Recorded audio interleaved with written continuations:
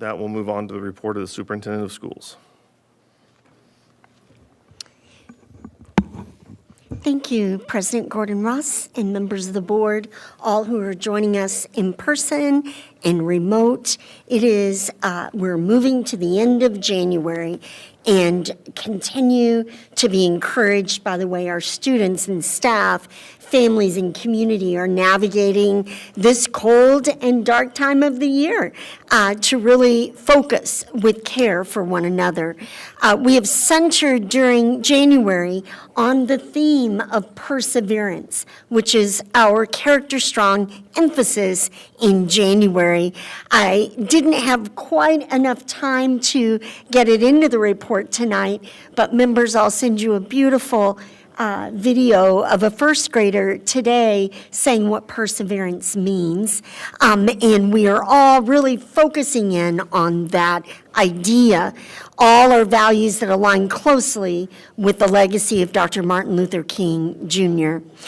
Many of our board members, alongside members of our leadership team, had the tremendous opportunity to join in the 9th annual MLK Jr. Community Breakfast last Monday that's hosted by the Jayhawk Rotary Club. Thank you. I was forgetting to show the photos, which are the best part. Okay, I'll let you do that, James. There we go. The Jayhawk Rotary Club on Monday. What an inspiring event.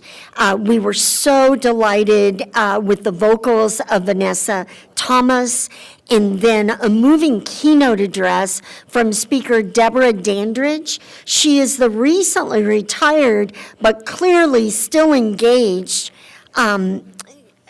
field archivist and curator of the African American Experience Collections at the Kenneth Spencer Research Library.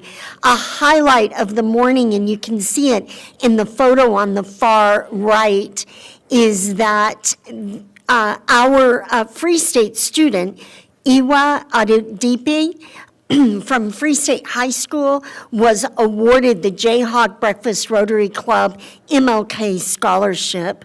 What a point of pride. And she shared, Iwa shared remarks, inspiring remarks in front of the entire crowd. It was very impressive how beautiful and confident that she was in front of such a large crowd. These themes have resonated during this past week and remind us that learning and leadership are rooted not only to our focus on academic growth, our critical mission, but also in how we show up for one another during moments of challenge and opportunity. So we were just thrilled last Thursday night to have the great opportunity to host the One Dream MLK celebration at the Lead Center of Kansas. This year's theme, Mission Possible 2, Building Community, Uniting a Nation, the Nonviolent Way. It was just such a great night to honor staff members and students who were awarded for their own really embodying those principles espoused by Dr. Martin Luther King, and then also the student performances. You can see several of them here. And just to share a little bit with those who maybe were not able to make the event, here is junior at Lawrence High School, Jaliana Ayala, singing Stand Up by Cynthia Erivo.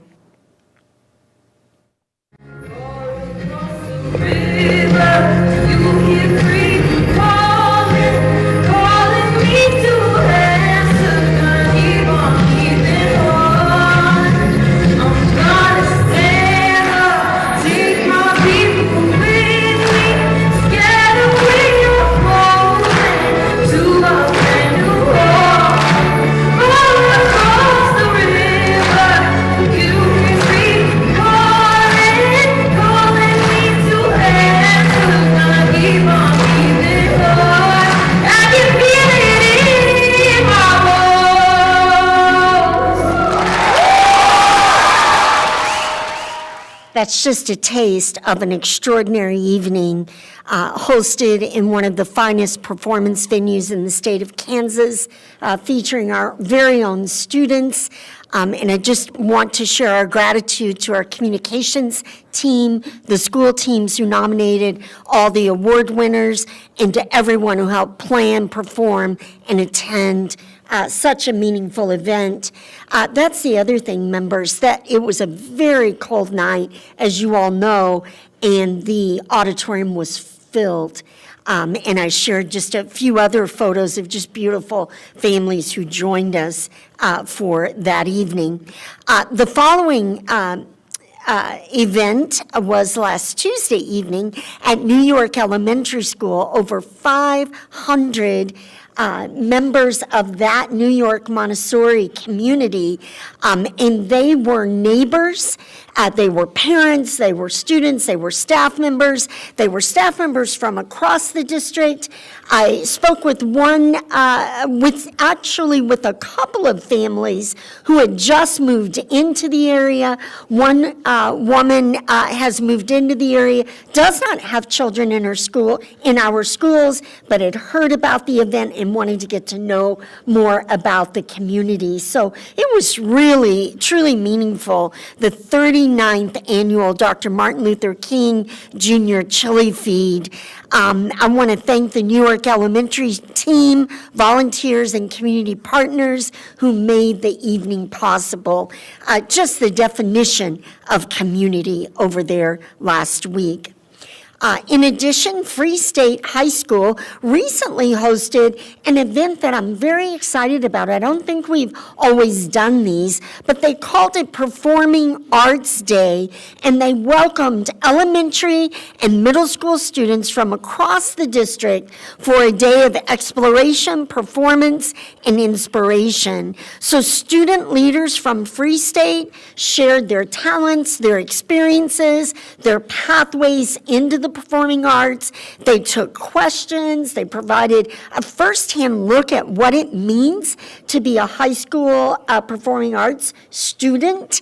And events like this really highlight the power of peer-to-peer learning and reinforce the role of the arts in building confidence, collaboration, and student voice. Dr. Kolomaya was called away for another event. He's not with us tonight, but it really reminds me, members, of that work coming forward this spring to align our pathways so that students really are able to mentor younger students in pathways of learning in the district. So thanks to Free State students and staff who planned and hosted this event.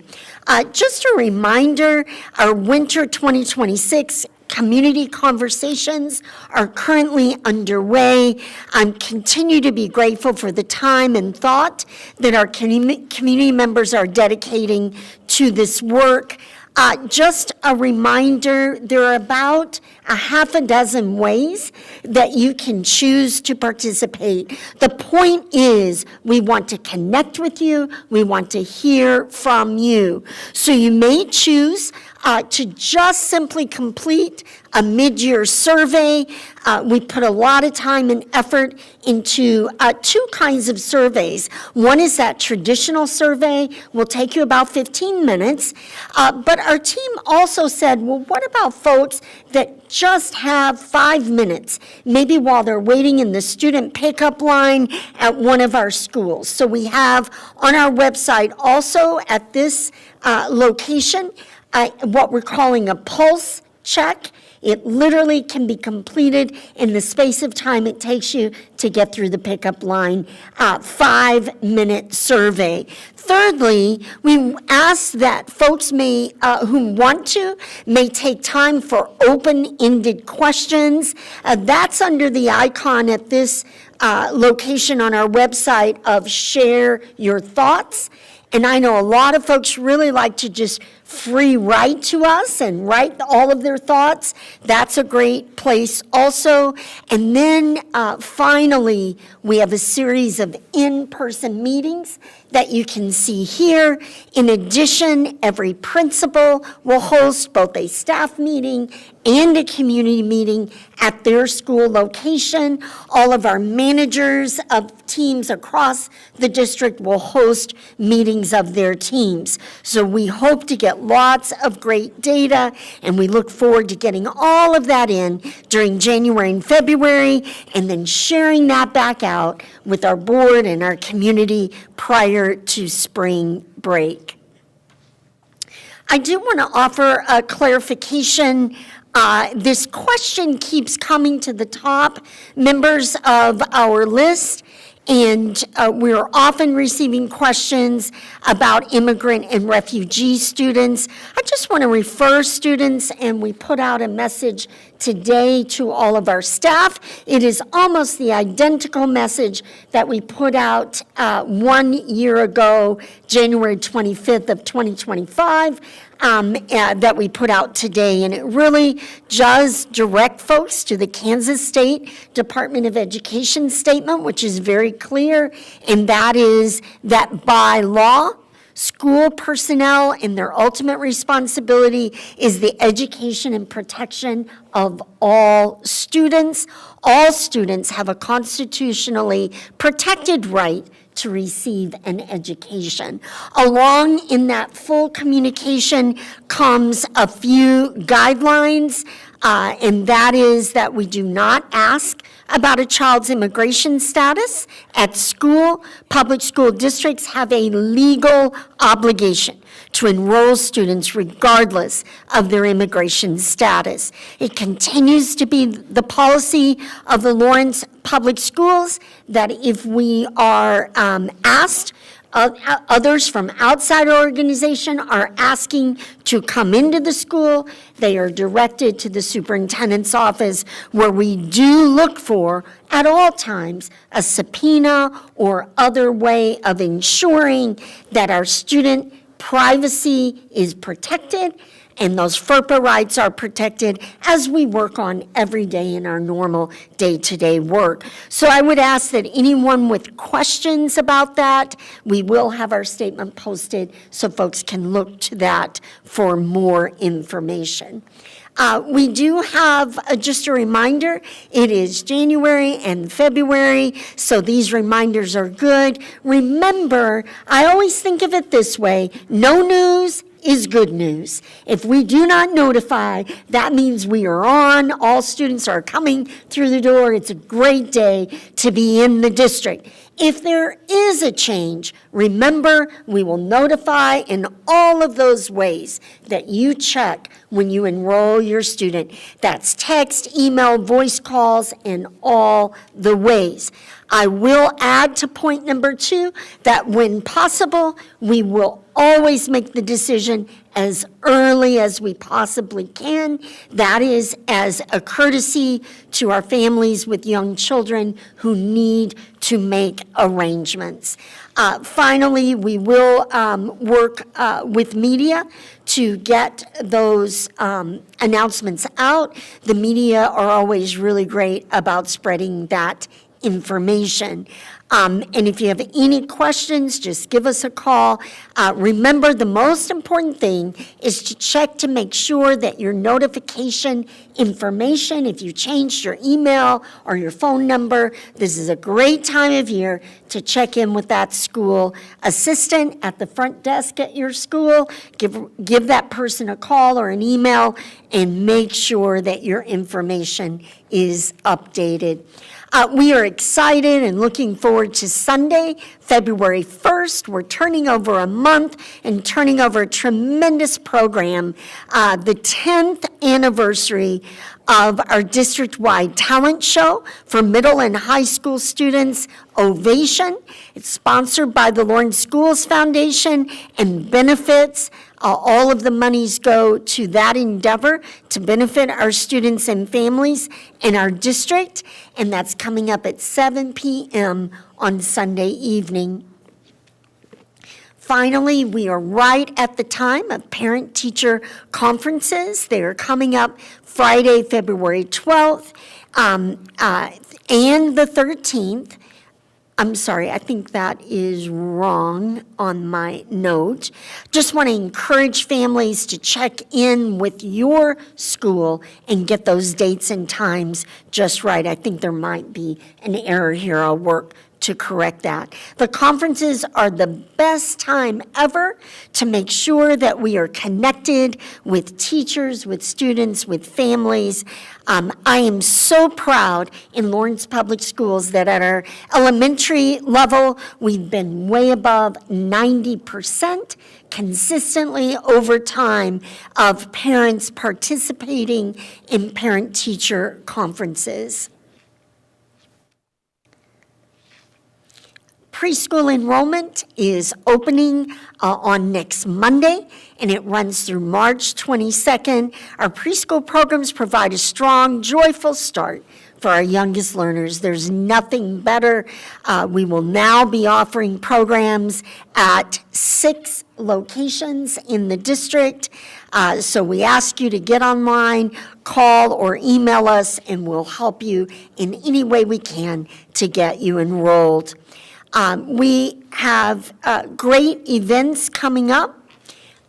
Here you can see parent-teacher conferences and those dates. Thursday, there it is, Friday, February 6th, and then Thursday and Friday, February 12th and 13th.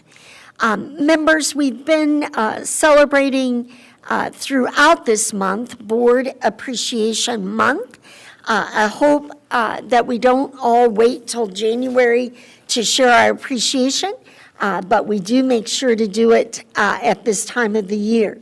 As we wrap up January and this month, we're really excited to finish this month with some beautiful notes that you have at your location. They are authored by classrooms of students and signed off on by students. Looks like these are from Langston. There are also some beautiful handwritten notes. I believe they're from administrators and others, and they are also at your location.